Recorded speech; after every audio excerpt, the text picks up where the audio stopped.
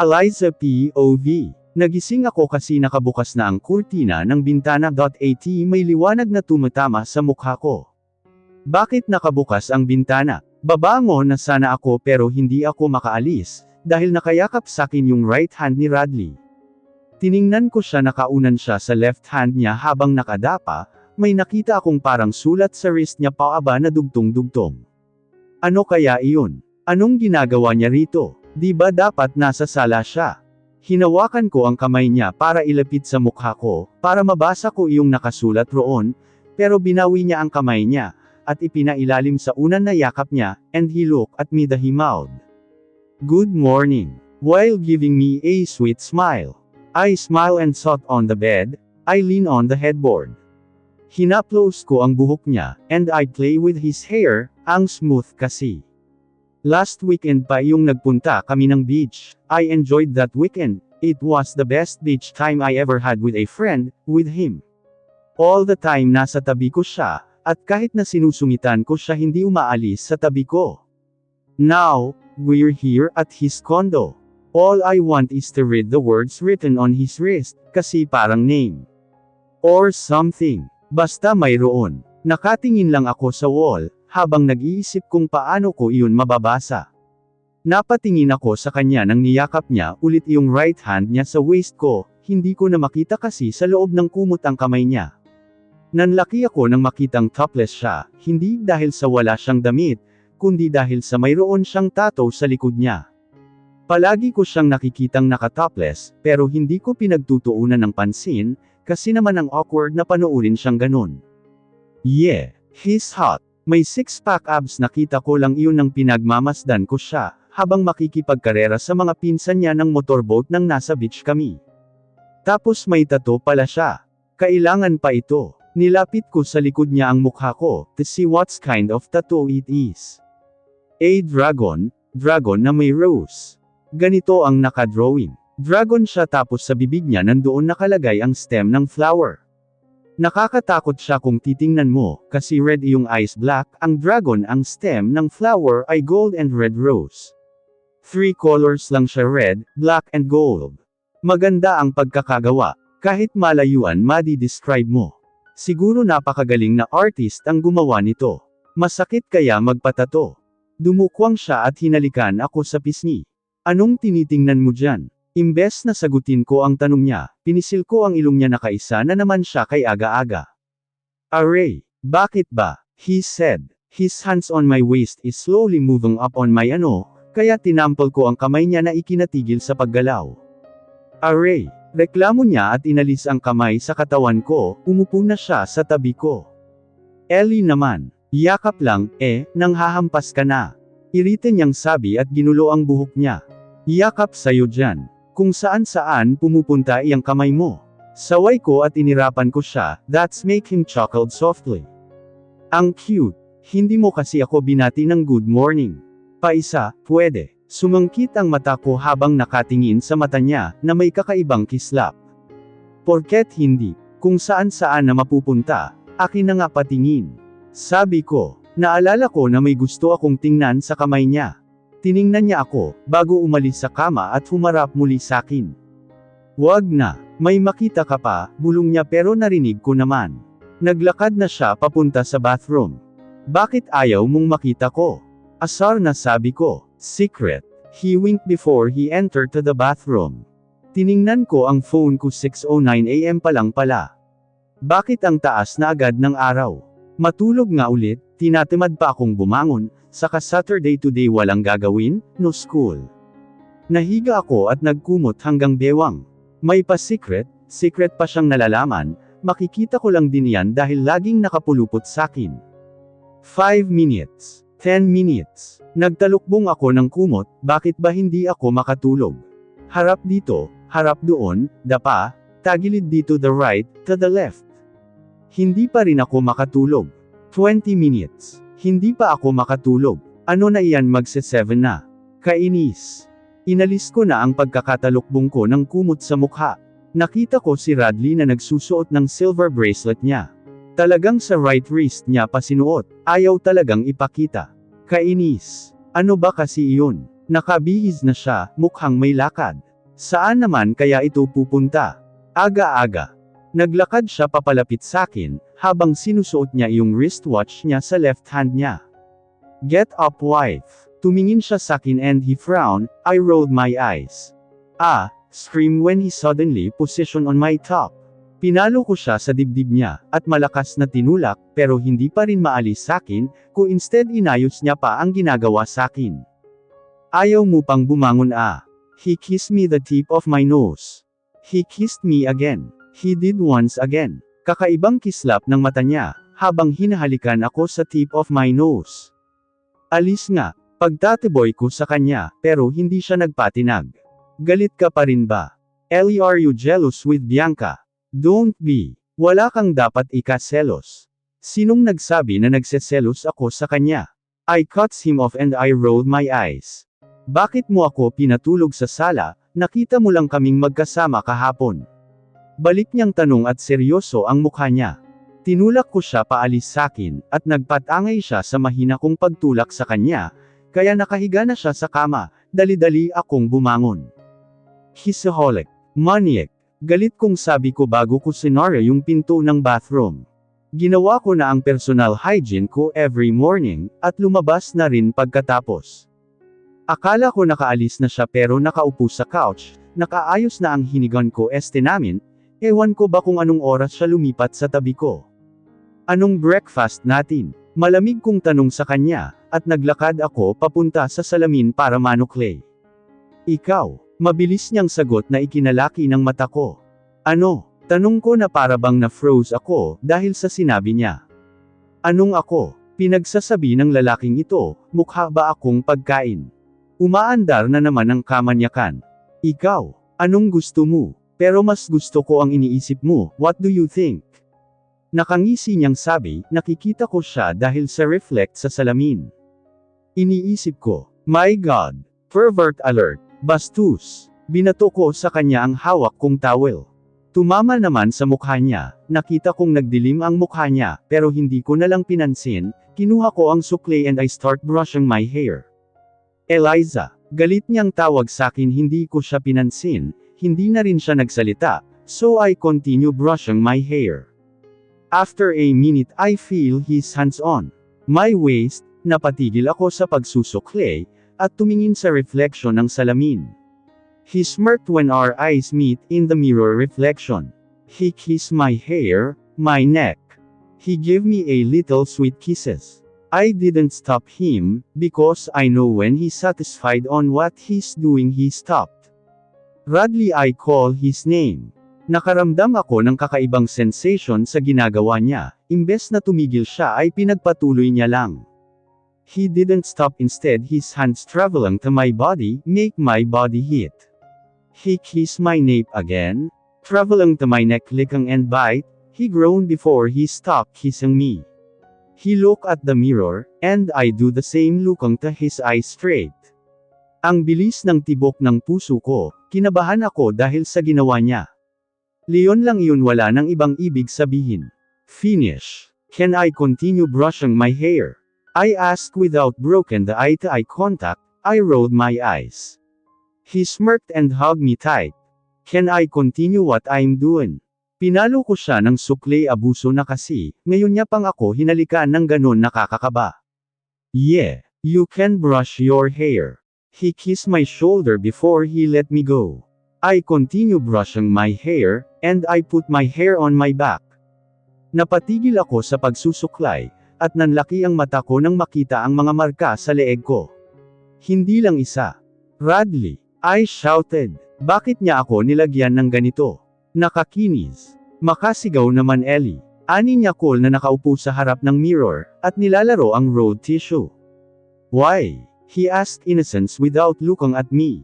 I stopped brushing my hair and I stare at him angrily. Look, Radley, why did you do this? Galit kong tanong sa kanya, at tinuro ko ang leeg ko na madaming marka. Mas lalo akong naasar nang misihan niya pa ako. Why did you let me? He asked playfully while staring at me. Bakit nga ba? Bakit kasi hinayaan ko siya? Nakakinis. Because I trust you. I answer. I trust him. I'm not saying that I'm willing to give my body on him, I thought he just doing a simple kiss, but why he leave a mark? Hindi ko alam na magkakaroon ako ng ganito. Kainis buti kung isa lang magagawan ko pa ng paraan. You trust me that much ha? Hinawakan niya ko sa kamay at hinhila paupo sa lap niya. Yes, I trust you. And I know, you didn't do anything more than kiss but why? Why did you leave a mark? I let you do that, because when you satisfied on what you're doing, you stopped. That's the way I know you respect me. You respect my decision, right? Mahaba kong sabi na inis pa rin sa kanya. He play my finger. Thanks. Maikli niyang sagot. And yes, I respect you with all my heart. I'm not saying sorry for what I did. It's just a mark. Don't worry, you will not die because of that. Niyakap niya ako mula sa likod. Ako ba talaga ginagalit mo, Rad? Asar kong sambit, naramdaman ko namang umiling siya. So, can I give you more? Oh. Nahinto siya sa sasabihin niya. At dumaing sa sakit ng apakan ko ang paa niya, nang umalis ako sa pagkakaupo sa lap niya. Ang brutal mo. Hurt. Hindi ka na mabiro. Reklamo niya at medyo pagiwang-giwang na naglalakad papunta sa bed. Not funny. Hindi nakakatawa ang mga bastos mong biro, Radley. Inirapan ko siya nang umisilang siya, habang nakatingin sakin. Take a bath, beautiful. I wait you downstairs. Wear something formal. Ani niya bago siya lumabas. Baby, you bullied me too much this day. Kasalanan niya rin naman. Naligo na ako at kinuskos ko ng mabuti ang ginawa niya sa leeg ko, pero hindi talaga maalis na asar ako sa kanya. Hindi matanggal sa kahit anong kusot. Nagsuot ako ng long sleeves dress na turtleneck para itakip talaga ang leeg ko. Where we going? I asked when we're on the middle of the road. Magbe breakfast. Maikli niyang sagot na hindi man lang ako binalingan ng tingin. Nakatingin ako sa kanya, ang hot niyang pagmasdan habang nagdi-drive. Staring is rude. Sambit niya at agad naman akong umiwas ng tingin sa kanya. Rude. Ang arte mo. Ani ko na ibinaling ang tingin sa labas. Pikan ka naman dyan. Radley POV. Mall tayo. Gusto kong manood ng sine, pwede. She smiled and puppy eyes. I smirked before I nodded. Oo ba? Sagot ko sa kanya at pinunasan ang gilid ng labi niya dahil merong sauce. Messy eater. Ako na, sabi niya at inagaw sa akin ang tissue. Ibinigay ko naman sa kanya, at pinagpatuloy ang pagkain ko. Kanina lang pikan, ngayon para sinabing magmamol hindi na maalis sa mukha ang ngiti. Ang sarap niyang pikunin, ang sarap niya ring suyuan.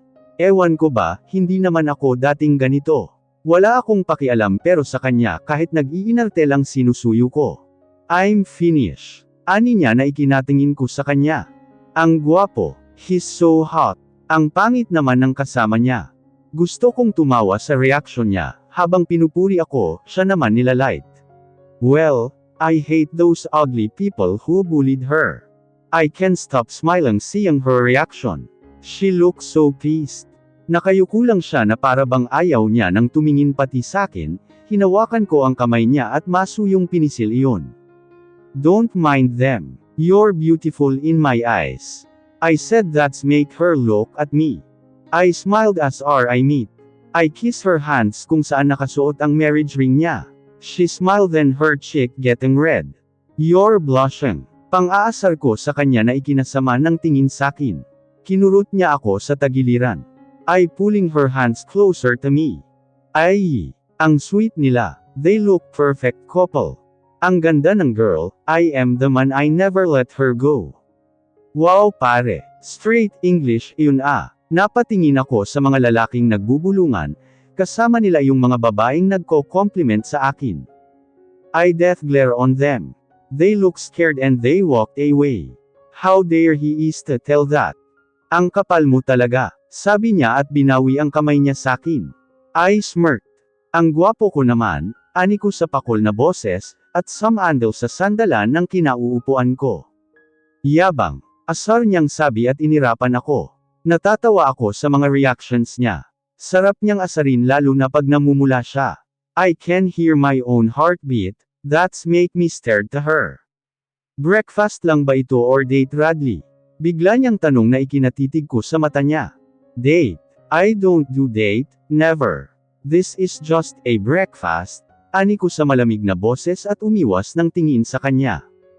Ow, really? Why did you ask me where I want to go after this? Seryoso niyang tanong sakin. Bakit ko nga ba kasi tinanong iyon? Walang masamang magtanong kung saan mo gustong pumunta. Balik kong tanong sa kanya. Biglang naiba ang ihip ng hangin sa pagitan namin, iyong kaninang ngiti niya, napalitan ng seryoso na para bang disappointed siya. So, this is not a date? Tanong niya at umiwas ng tingin sakin. No, tipid kong sabi. Kinuha niya naman ang bag niya, at tumayo na sa kinauupuan niya. Okay, later na ako uuwi. Manunood muna ako ng sine. Thank you for inviting me for breakfast, she said and she smiled at me for silly. I'll come with you, ani ko at kinuha ko na ang wallet ko, at nag-iwan ng pera sa mesa. If you're going to come with me, it means we're having a date. If not, just go somewhere, let me. I can manage myself, she said seriously. Hindi naman ako papayag na iwan ko siya rito, at kung saan-saan siya pupunta. Fine. Just mark this a simple date. I don't want a date like this with you. If I'll date you, I must prepare for it. I said that make her smile again. I don't want to call this a date, because it's just a simple. If I date her, I prepared for it, but this is just a simple out. Date if that she want. I don't want to make her sad. Eliza POV. Horror movie. Sambit niya at tinuturo ang horror movie. Romantic, drama. Saway ko naman sa kanya. Itinuro ko ang isang movie. Horror. Wag mong sabihin na duwag ka. Tanong niya na mayroong ngisi sa labi niya. Takot naman talaga ako eh. Ayaw ko ng ganitong movie. Ako, Radley, tingnan natin. Sige, horror movie. Wag iyong masyadong maraming thrill at nakakasindak. Sambit ko pa. Takot ka talaga. May ganun bang movie? Duwag-duwag mo naman. Nagtatalo na kami ng panoorin namin, napansin ko rin na may nakatingin na sa amin sa pinaggagawa naming dalawa. Ayaw ko ng horror movie, kasi naman takot ako eh, sound effect palang hihimatayin na ako sa kaba, paano pa kaya pag nakikita ko? Mas gusto ko ng romantic comedy movies, pero in the end horror movie. Siya panalo, ayaw ko naman na aasarin niya ako ng duwag. Bumili siya ng tickets for the horror movie. Hinintay ko na lang siya sa entrance ng movie house, ayaw ko nang maglakad, nag-iipon ako ng lakas ng loob para sa papanoorin namin, sana naman hindi masyadong nakakatakot. Hey, bakit ganyan ang mukha mo? Natigilan ako sa pag-iisip nang makita ko siyang nakatayo sa harap ko, na may hawak na pagkain. Inabot niya sa akin yung Coke float. Kinuha ko agad at pumasok na sa loob, at sa dulo ako ng sinehan naghanap ng upuan, ayaw ko nang malapit sa screen. Ayon may nakita na akong vacant seat sa likod. Naupo na ako at nakatayo lang siya, at nakatingin sa akin. Ano, tatayo ka na lang dyan? Asar kong tanong na ikinangisi niya. Nice choice, wife. May kislap sa mata niyang sabi. Nice your face. Huwag kang hahawak sakin ah. Mangmamanyak ka lang bulong ko. Kasi naman alam ko na ang ngising iyan. Pikan ka na naman. Hayaan mo next time ikaw naman masusunod. Sabi niya at naupo na sa tabi kong upuan. Wala nang next time. Sagot ko. I pouted and straightly looked at the screen. Bakit naman? Huwag ka nang magalit. Anong gusto mo? Lipat tayo. He asked pero parang naiba yung itsura niya. No, nandito na tayo. Sagot ko ayaw kong miba ang mood niya. Sure ka? I nod and smile on him.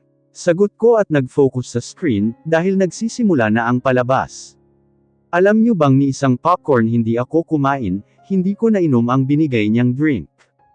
Nakakatakot ang pinapanood namin as in nakakadiri pa. Noong una nagtatapang-tapangan ako, in the end nagtatago na ako sa balikat niya, at hindi na bumibitaw sa braso niya. Siya kain ng kain minsan sinusubuan niya ako, pero hindi ko tinatanggap. At parang wala lang sa kanya, naging patay gutom na si Radley, tapos pag nagulat ako, siya naman patawa-tawa lang. Naaawa na nandidiri ako at kinakabahan ako sa pinapanood naming Wrong Turn. Graba napaka-brutal. Hindi ko na rin tinitingnan kapag nahuhuli ng monster yung tao. Kadiri kasi ang ginagawa niya. After 3 hours natapos na rin. Hindi pa rin ako makamove on na ganunan ang nakita ko, bakit masyadong brutal. Ngayon pauwi na kami, at walang kibuan dahil sa inaasar niya ako, dahil duwag raw ako. Nakatingin ako sa bintana, tinitingnan ko ang mga nadadaanan namin. Napatingin ako sa kanya nang ihinto niya ang kotse, at bumaba siya. Saan pupunta iyon? Nasaan kami? Sa curious ko bumaba na rin ako. Anong meron dito? Nanlaki ang mata ko nang makita ko ang napakagandang pagmasdan ng tanawin. May mga makulay na bench, then may swing rin. May mga punong mangga. Ang ganda. Ang sariwa ng hangin. Wala ring masyadong tao. Oh, bakit bumaba ka na? Sabi niya galing siya sa likod ko. Nasaan tayo? Anong ginagawa natin rito? Tanong ko sa kanya. Imbes na sagutin siya, hindi ko mapigil ang hindi magtanong sa kanya. Ang alam ko uuwi na kami, anong ginagawa namin rito? Nasa park tayo. Pambawi ko sa'yo, ani niya at yumuko siya, at napahawak pa sa batok niya. Pangbawi, saan? Naguguluhan kong tanong sa kanya. Wala akong maalala na ginawa niyang mali.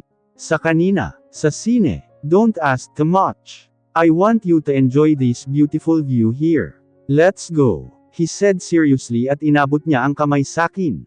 I pinch his cheek. I smile. Hindi ko akalain na magiging ganito siya sakin. Sure, I answer. He hold my hand before we walk. Naglalakad kami habang magkahawak ang kamay. Tahimik lang ako habang pinagmamasdan ng mga naggagandahang puno. Then may mga namumulaklak na tanim, ang ganda. I love flowers. Napatingin ako sa kamay namin, bumilis ang tibok ng puso ko, nang babawiin ko ay hinigpitan niya ang hawak sa kamay ko, na mas nagpakabog sa dibdib ko. I look at him. He's looking straight towards the mango tree, dito kami huminto tapos tumingin siya sakin. Tahimik ka. Naalala mo pa ba yung pinanood natin? Tanong niya at umiling ako. He smirked. Hindi daw. Kanina lang parang gusto mo nang lumabas ng sinihan. Excuse me. I never think to run away, it's just a movie. A imagination of the author. That is not true why I should be scared. Matapang kong sabi sa kanya. It's just an imaginary saka panakot lang yun. Well, I'm scared because it's look like real. Sa'yo pa talaga nang galing iyan ah. Bakit hindi mo na lang kasi aminin na duwag ka? Sabi niya at nginisihan ako. Hindi nga ako duwag eh. Nakakadiri, nadidiri lang ako tapos naawa sa character, iyon lang yun. Protesta ko at tinabig ko ang kamay niya, at humarap sa kanya. Duwag. Duwag ka misis ko. May paklap-klap pa siya habang sinasabi iyan, at nakatingala sa langit. Misis ko, don't call me that. Saway ko sa kanya. Hindi siya sumagot at natahimik na siya, na parang may tinitingnan sa likod ko. I mean is may kung ano. Nang aasar ang itsura niya kanina, bakit naging seryoso? Nakita ko ring napalunok siya. Radley, what's wrong? Kinakabahan kong tanong sa kanya.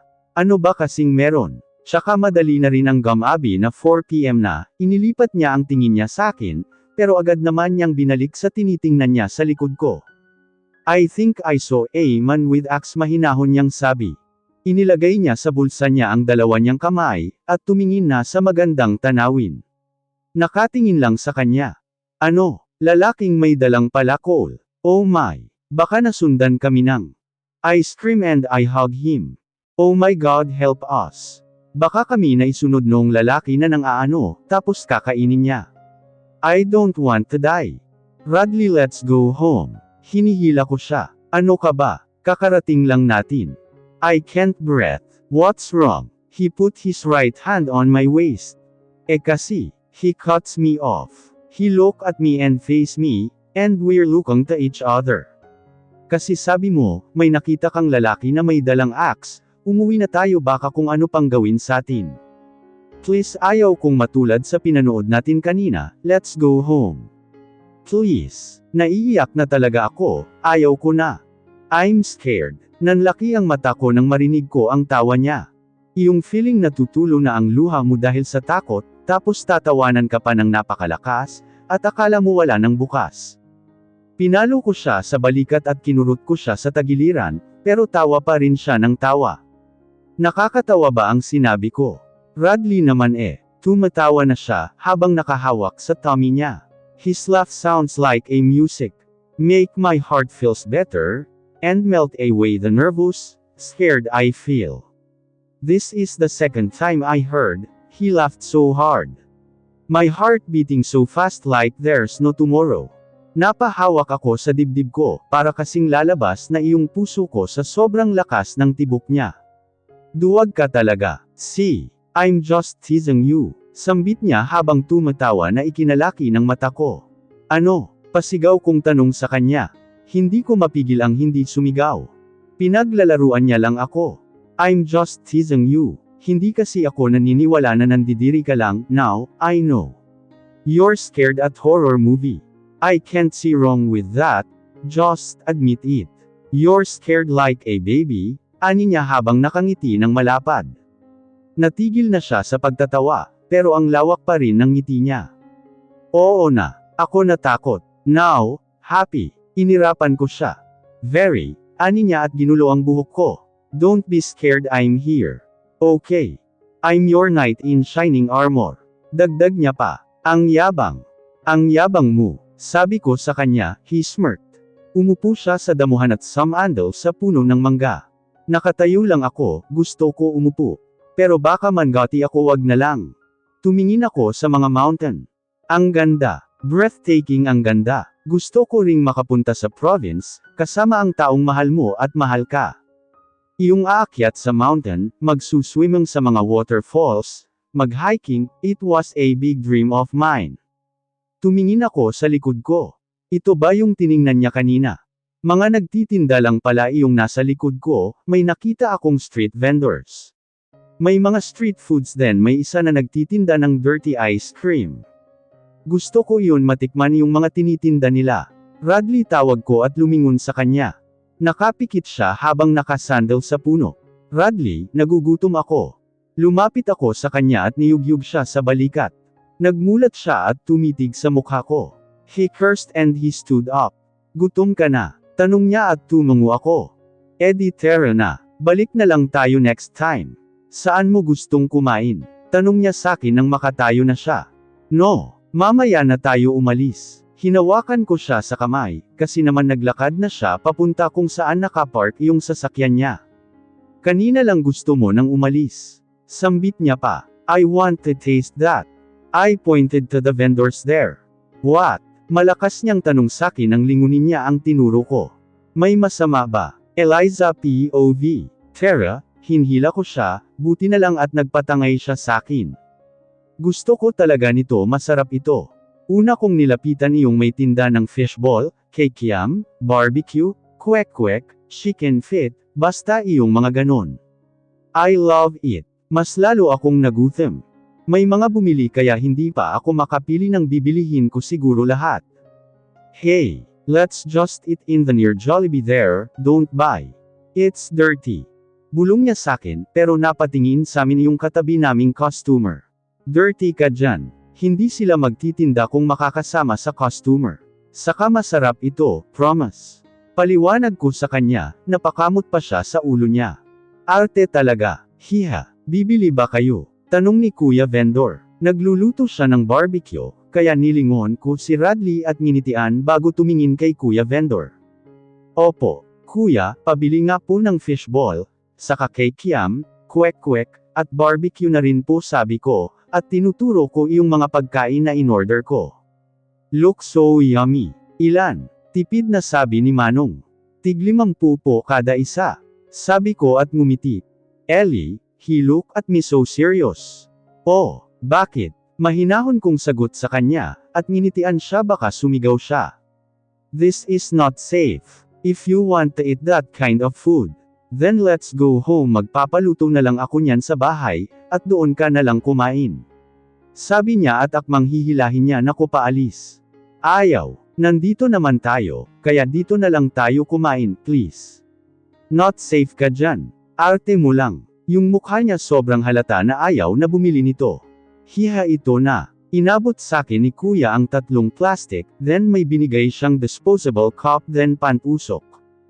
Thank you po, sabi ko. Magkano po lahat kuya? Dagdag ko pa. 200 hiha, sabi ni kuya vendor. Radley, bayaran mo na. Utos ko sa kanya na ikinalaki ng mata niya. Ha? Bakit ako? Tanong niya na hindi makapaniwala. Bayaran mo na. Alangan naman ako magbabayad. Pagmamataray ko sa kanya. Fine. Manong magkano po lahat? Wow, ang galang ah. Kinuha niya yung wallet niya sa bulsa. 200, sabi ni Manong. 200 lang pala, sabi niya at inabot yung 1,000. Hoy, 200 lang hindi 1,000. Saway ko at siniko ko siya. Napakamot siya sa ulo niya, at nakangiti na tumingin sakin. Wala akong barya eh. Kumamat pa siya sa batok niya, at inabot na kay Manong. Keep the change. Sabi niya at halatang nagulat si Manong pati naman ako. Keep the change. As in, 800 pa iyon. Ikaw na mayaman. Mag-keep the change ka ng ganun kalaki. Hinhila niya na ako paalis doon. Iho, sukli mo. Habol samin ni Manong.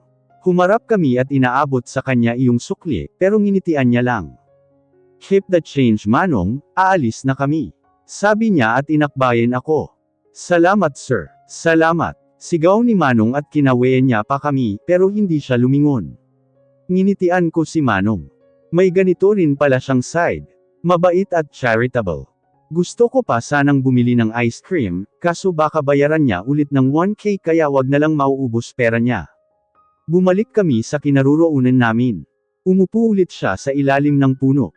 Umupo ka nga, paano mo yan kakainin na nakatayo? Sabi niya at hinawakan ako sa kamay. Pero binitiwan niya rin agad, at hinubad iyong jacket niya, tapos binuklat sa damuhan. Sit here. Tinap niya iyong jacket niya. I smiled tapos inabot ko sa kanya iyong plastic, na may laman ng pagkain bago ako umupo. Bumili ka ng pagkain tapos wala kang panulak. Sabi niya at sumandal sa puno. Inilabas ko sa plastic ang mga pagkain, at inisa-isa kong binuksan bago naglagay sa disposable cup. Sabi niya kaya napatingin ako sa tiningnan niya. Nakita kong may isang bata na naglalakad, tapos tumingin sa kanya iyong batang lalaki, at kinawayan niya na lumapit. Bakit po? Sabi noong batang lalaki. Tapos kinuha niya iyong wallet niya. Ibili mo ako ng 2 bottled water bilisan mo lang, huwag kang magkakamaling hindi bumalik kung ayaw mong ikaw ang hindi makabalik sa inyo. Inabot niya yung 1K pero pinigilan ko. Tinakot ba naman yung bata? Nakita kong napalunok ang bata. Hindi ito na lang. Sabi ko at kumuha ako ng pera sa purse ko, inabot ko sa bata yung 100. Huwag kang matakot. Sayo na iyong sukli dyan. Sabi ko sa bata, at ngumiti naman siya sakin. Salamat po ate, ang bait niyo po. Sabi niya bago tumakbo paalis. Really Radley, 1,000 for 2 bottled water. Then mananakot ka pa. Naiiling kong tanong. Sa wala nga akong barya. Kung alam ko lang na bibili ka ng ganyan, di sana pinapalit ko yung pera ko ng barya. Sabi niya at sumandal na ulit sa puno. Ang yabang mo. Tinulak ko siya. He chuckled and snaked his arms around my waist. Binuksan ko na ang plastic itong barbecue muna ang kakainin ko. Nilagay ko sa disposable cup yung sauce. Sinawsaw ko sa sauce and kinain ko na. Masarap talaga kapag mga ganitong food. Naubos ko na yung isa, nang napansin kong may kasama pala ako, kaya sinawsaw ko yung barbecue, tapos humarap ako sa kanya. Nanlaki ang mata ko nang makita ko siyang nakatitig sakin.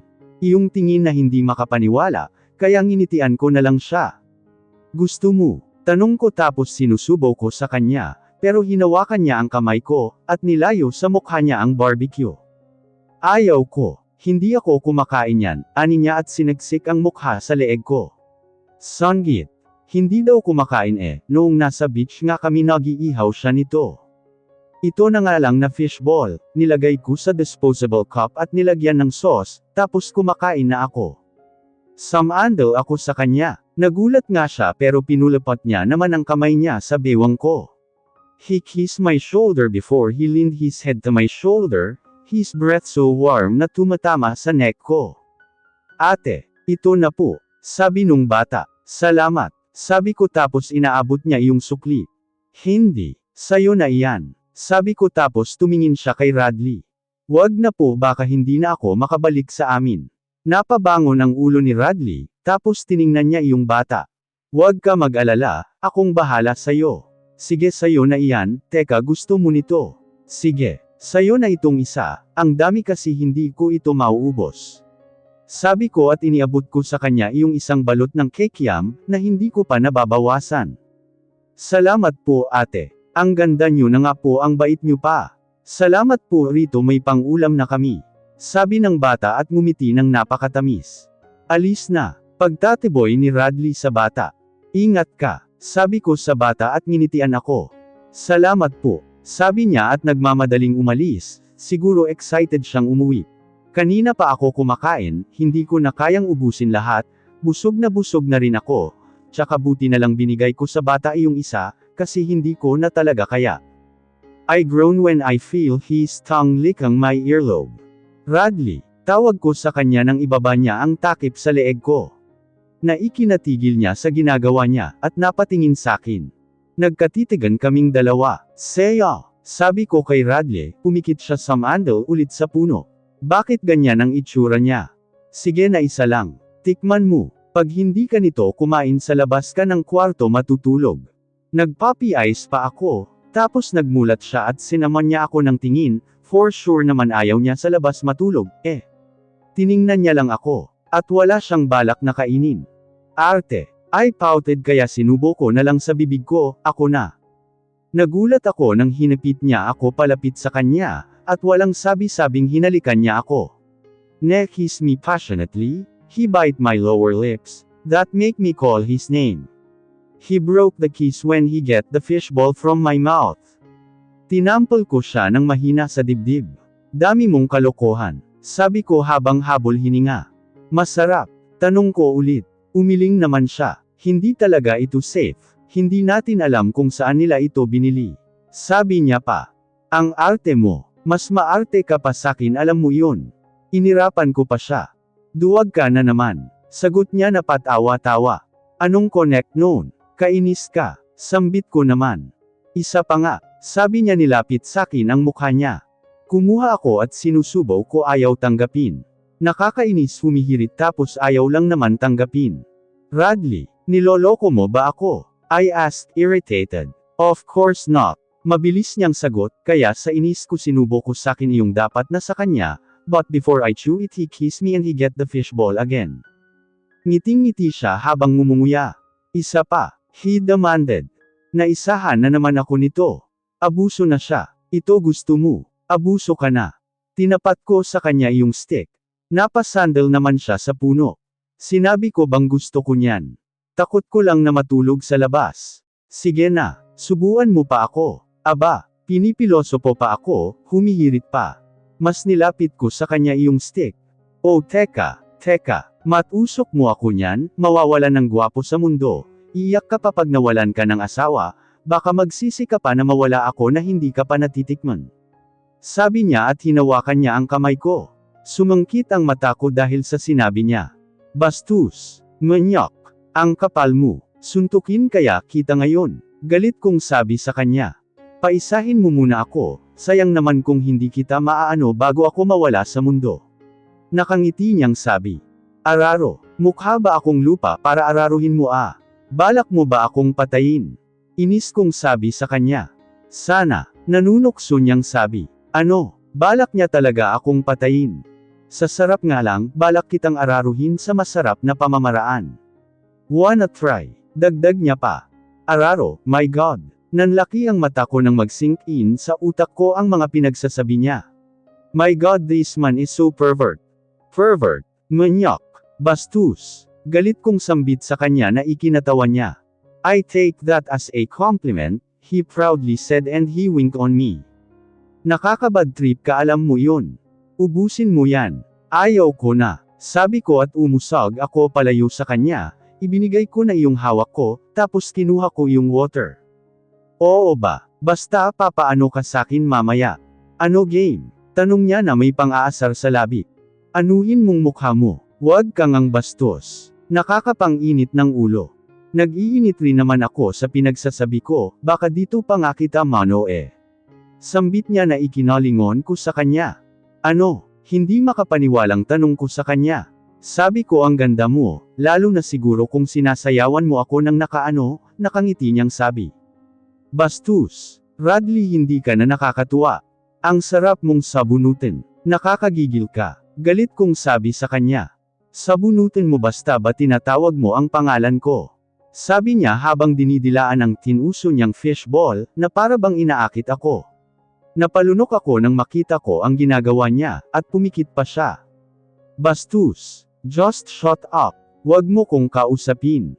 Nakakainis ka. Sabi ko at nagmamadaling tumayo paalis sa tabi niya.